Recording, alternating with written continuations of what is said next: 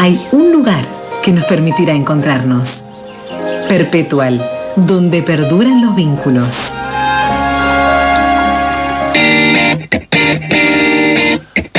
La Universidad Nacional de Río Cuarto prepara un ciclo, 2 jornadas, sobre lawfare y su impacto en las sociedades contemporáneas. Esto será en el mes de septiembre, lo que se conoce como batalla judicial, este fenómeno que nos atraviesa a los argentinos y atraviesa también a varios países de Latinoamérica. Vamos a hablar con una especialista en esta cuestión, es doctora en Ciencias Políticas, es investigadora del CONICET y es miembro del Consejo Ejecutivo de la CELAC, el Centro de Estudios de Geopolítica en Latinoamérica. Vamos a tomar contacto junto con Florencia Garza. Guillermo Jeremías, la saludamos. Un gusto, doctora. Buen día. ¿Cómo le va? Hola, ¿cómo están todos y todas? ¿Cómo va la cosa por ahí? Muy bien, Silvina. Gracias por atendernos. Entiendo que usted realizó un trabajo sobre el lawfare que lo presentó en México, analiza la situación en toda América Latina. ¿Esto es así? Sí, es así. Fue un trabajo bastante precursor sobre el tema.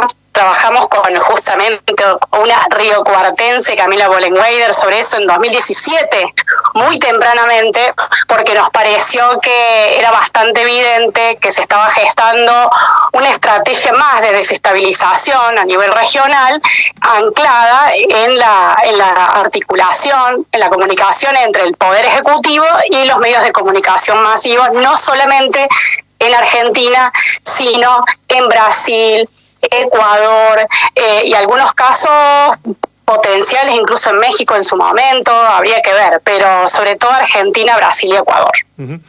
Doctora, la convención mínima de reconocer el problema pareciera que ni siquiera se ha alcanzado, porque estamos en 2022, esto se hablaba, ustedes los analizaron en el 2017, pero hoy hay sectores que niegan, incluso dentro del propio Poder Judicial, no hay lawfare, ¿hay o no hay?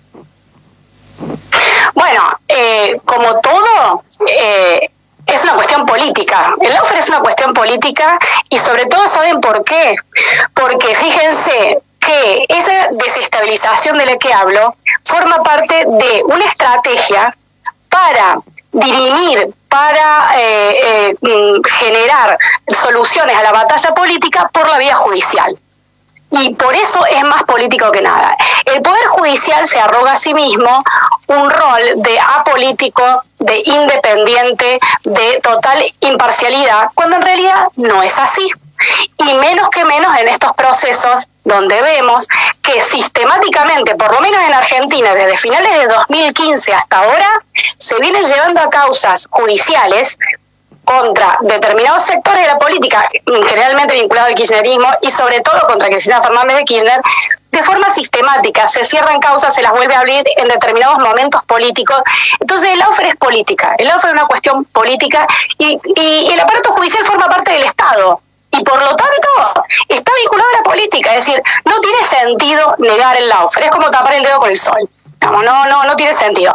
Acá lo que hay que discutir es cómo debería operar el aparato judicial en estas cuestiones y cuál debería ser el rol del aparato judicial en Estado de Derecho y en democracia. ¿Es este el rol que queremos del aparato judicial? ¿Que marque la agenda política? ¿Que marque la agenda mediática? ¿Es eso lo que tienen que hacer nuestros jueces, nuestra jueza? ¿Es eso lo que tiene que hacer la Corte Suprema? ¿O no se tiene que dedicar a tener tantos otros problemas, tantas otras causas?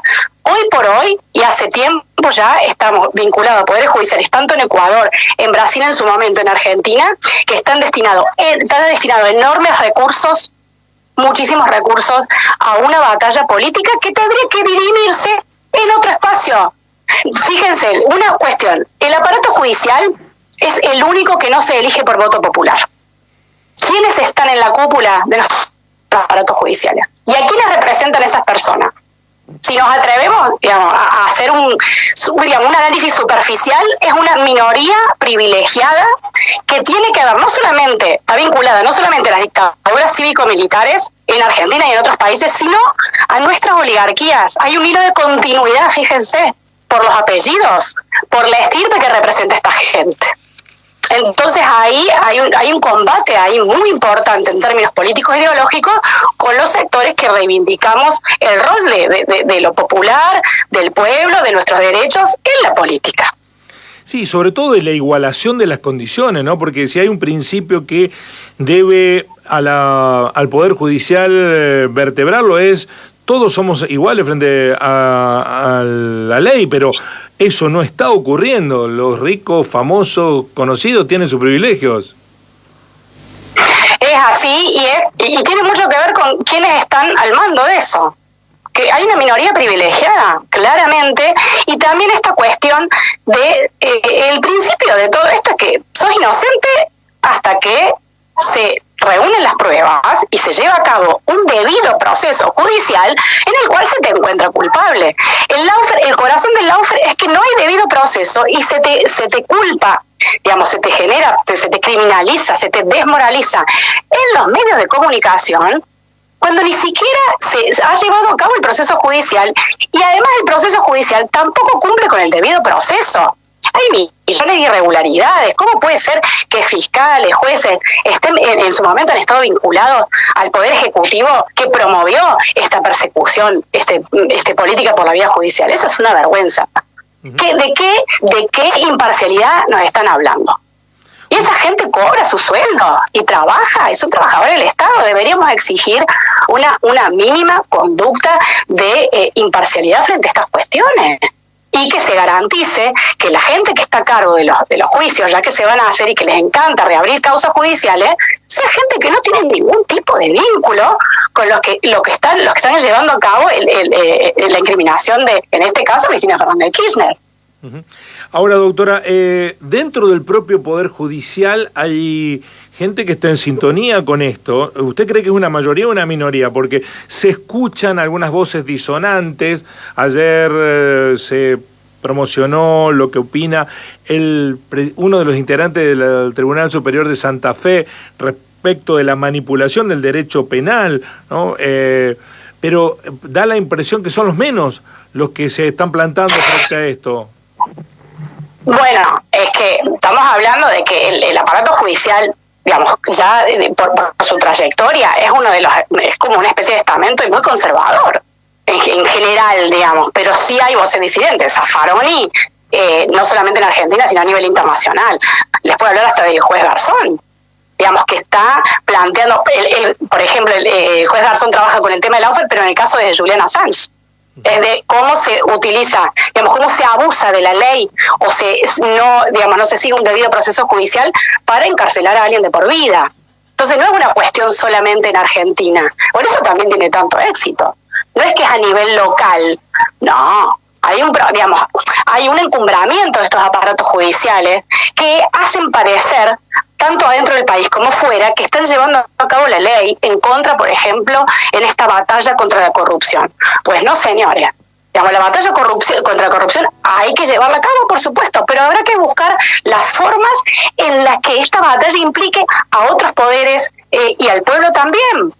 Digamos, ¿por qué la tiene que llevar a cabo el Poder Judicial? ¿Cuál es su investidura de tan alta moralidad como para llevar a cabo esto? Como si no supiéramos que hay jueces corruptos y fiscales corruptos. Entonces es muy grave. Y el caso de Brasil, que en Argentina se habla pero no se conoce tanto, es bochornoso. Lo que pasó con el Lava Jato, la causa por la que fue sobre todo el triplex de Guarujá, que es la causa por la cual meten preso a Lula da Silva, luego se comprueba, después de 3 años, por una filtración de documentos hecha por un grupo de periodistas a nivel internacional, que fue una causa manipulada, manufacturada con fines políticos para que este señor no llegara a las elecciones. Y fue apoyada por el gobierno de Estados Unidos y empresas estadounidenses. Es muy grave, porque eso cambió el rumbo de la política en Brasil, cambió el rumbo de la economía en Brasil. No es un dato, no es que, bueno, está preso Lula y no me gusta Lula, entonces que se quede preso. No, señores. Brasil perdió su proyección geopolítica a nivel internacional. Digo el caso de Brasil y podemos hablar de Ecuador y podemos estar horas hablando. digamos, no estamos, y que quede claro, esto no es solamente una batalla contra determinados líderes, o sea, una persona, sino contra la militancia que está con esos líderes, contra las ideas que promueven y sobre todo contra las prácticas que promueven. Y voy a ser muy clara, nos guste o no nos guste, durante los gobiernos de Correa, gobiernos kirchneristas, el gobierno de Lula da Silva en Brasil, con las limitaciones que quieran ponerle, nos podemos sentar a discutir, hubo una intervención del Estado en la economía que dice, no señores, el mercado no va a decidir, vamos a restaurar un poco el Estado. ¿Para qué? Para tener más beneficios económicos, beneficios sociales para la ciudadanía, claro, para integrar a mayorías históricamente postergadas en América Latina. Queremos un Estado inclusivo en lo económico, en lo político, lo cultural y lo social. Y eso se hizo, y eso es lo que se persigue, no una persona, no un grupito. Esas prácticas, que son malas prácticas vistas desde fuera, pregúntele al FMI, al Banco Mundial, a Bloomberg, estas empresas que dicen si nuestros países son seguros o no. Entonces, creo que es grave, y creo que la ciudadanía nos tenemos que poner las pilas, enterarnos también de qué es lo que pasó en otros países. El caso de Correa me parece clave. A Correa se le abrió una causa también sin prueba por un Twitter de un grupo de periodistas independientes. Y Correa no puede volver a Ecuador. Más allá que nos guste o no Correa, es un disciplinamiento de determinados grupos de la clase política. Y esto no puede quedar en manos de... Sí.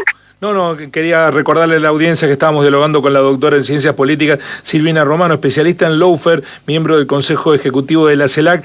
Quiero preguntarle respecto del rol, porque ya sabemos qué pasa con el Poder Judicial. ¿Cuál es el rol de los medios de comunicación?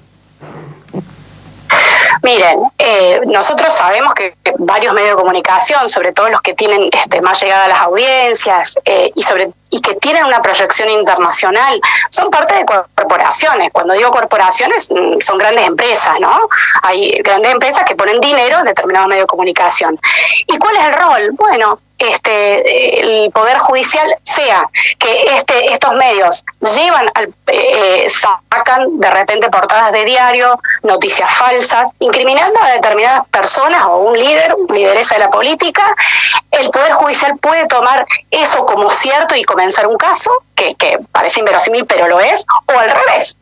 Gente del Poder Judicial manipula cierta información, la filtra, sale en los medios. ¿Y cuál es la operación mediática? Cientos de portadas, horas de radio, retuiteos y un bombardeo mediático. ¿Para qué? Para que determinados grupos o sectores, digamos, queden criminalizados antes del debido proceso judicial, y que, bueno, esos sectores pierdan apoyo de las bases, de los sectores políticos que los apoyan, la demoralización, lo que se trabaja. Creo que el caso de Lula da Silva es muy claro. Todo el lavallato se desató fuertemente cuando el diario Globo y la revista Bella publicaron escuchas entre Dilma Rousseff y Lula da Silva. Eso es ilegal. Las escuchas fueron tomadas de forma ilegal y el juez Sergio Moro en ese momento las filtró a la prensa. Eso es todo ilegal. Y de hecho en Argentina ha pasado. De hecho sabemos que hubo operativos de inteligencia en contra de Cristina Fernández de Kirchner, haciendo escuchas en lugares, sea su familia, sea su trabajo. Esto no, digamos, quieren hacer aparentar desde el Poder Ejecutivo que están llevando a cabo, digamos, que tienen el estandarte de la legalidad. Pues no lo han respetado. Hay formas y formas de hacer las cosas. Y los medios de comunicación, ya sabemos, tienen esta práctica de manipular y de generar un consenso a favor o en contra de determinados sectores, ¿no? Como si todo fuera equipos de fútbol, cualquier cosa, digamos. No se toman con seriedad estos casos cuando tienen mucho que ver con cómo funcionan nuestras democracias, cómo funcionan nuestros estados de derecho. Pero pues no, es propaganda pura. Y es grave. Es grave porque, bueno, tiene un impacto en la opinión pública. Por suerte, no tanto impacto como el que querrían tener, diría yo. Claro, le quería preguntar para finalizar, doctora, respecto de los remedios. ¿Cómo curamos esto? ¿Qué hacemos como ciudadanos de a pie, además de tratar de informarnos, ¿no? Bueno, pero esta es una cuestión mucho más difícil de conseguir, en el sentido de que también está concentrado en pocas manos la capacidad de instalar una agenda informativa. Es muy difícil, pero fíjate que esto de que la gente haya salido a la calle. ¿Se acuerdan cuando fue lo del caso Nisman? Que salieron en Barrio Norte, por allá, y dice, todos somos Nisman, ¿se acuerdan? Bueno, ese fue el principio de todo esto, ¿no? Pero aquí lo que vemos es que del otro lado también sale la gente y también defiende. Hay que ponerse la camiseta, defender nuestros derechos, defender los logros durante las democracias progresistas, que es lo que nos quieren quitar finalmente. ¿Por qué? La pregunta, yo digo muchas veces, ¿por qué van por la vía judicial y no van por la vía de las Fuerzas Armadas, como estas oligarquías y minorías han ido en otros momentos? Porque ahora eso es ilegítimo, eso no se puede hacer.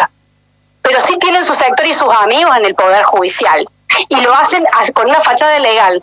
¿Por qué? Porque nosotros, durante los progresismos, recuperamos nuestra democracia y la valoramos. Y por eso tienen que hacer de cuenta que las respetan. Pues no les están respetando. ¿Qué hacemos? Salimos a la calle y nos politizamos. Porque el lawfare es una guerra contra la política. No quieren que la gente participe en política. Quieren que los empresarios dirijan el país, o quién sabe, esta minoría que aparentemente lo que cuida son sus intereses, porque durante el gobierno de Mauricio Macri gobernó esta minoría y no mejoró el país. No tengo ningún indicador para darle de mejoría que haya ni siquiera el efecto derrame tan mentado por nuestros amigos neoliberales. La cuestión es meterse en política, informarse, politizarse. Eso es, que no nos roben la política, porque esto no es una guerra contra un líder, una lideresa, es una forma de hacer política que tiene que ver con justicia social, que tiene que ver con inclusión de las mayorías históricamente postergadas. Silvina, gracias por atendernos, muy amable. Un abrazo a todas y todos. Bueno, seguimos en la lucha. Beso. Muchas gracias. Silvina Romano, doctora en Ciencias Políticas, especialista en lawfare. Desde el año 2017 vienen trabajando en este asunto hace mucho tiempo, cuando el lawfare era un tema, no digo que no se abordaba, pero incluso era una sigla extraña. Hoy, lamentablemente, ya sabemos de qué se trata. Uno piensa en los procesos y cómo se fueron dando. Lo que pasó en Brasil, que parece ser lo más escandaloso de todo, y que aquí hubo en la Argentina miembros de la Corte Suprema de Justicia que recibieron como un héroe social al juez Moro. Ahora está por ir preso. Si funciona el sistema judicial, va a ir preso. En la Argentina pasa exactamente lo mismo. Tenemos fiscales corruptos siguiendo con su trabajo y otros que simulan no ser corruptos, pero que avalan todo y que no cambie nada para que el poder judicial quede intacto. Y nosotros, ocupados de otros asuntos, que también es cierto, no tenemos mucho margen, ¿no? Desde los lugares que ocupamos. La verdad que todo genera desconcierto y desazón, pero lo que tenemos que hacer es, a partir de esta realidad, empezar a tomar decisiones como ciudadanos. Porque si hay un problema grave que tiene esta democracia que transitamos, es cómo cada vez es menos igualitario el trato de quienes habitamos este país. Hay un sector privilegiado económico, privilegiado social, privilegiado educativo, privilegiado políticamente, privilegiado judicialmente, y una gran mayoría que vemos cómo esos privilegios se sostienen con postergaciones de todos nosotros. El día que nos rebelemos a eso, tal vez empecemos a cambiar la historia. Así son las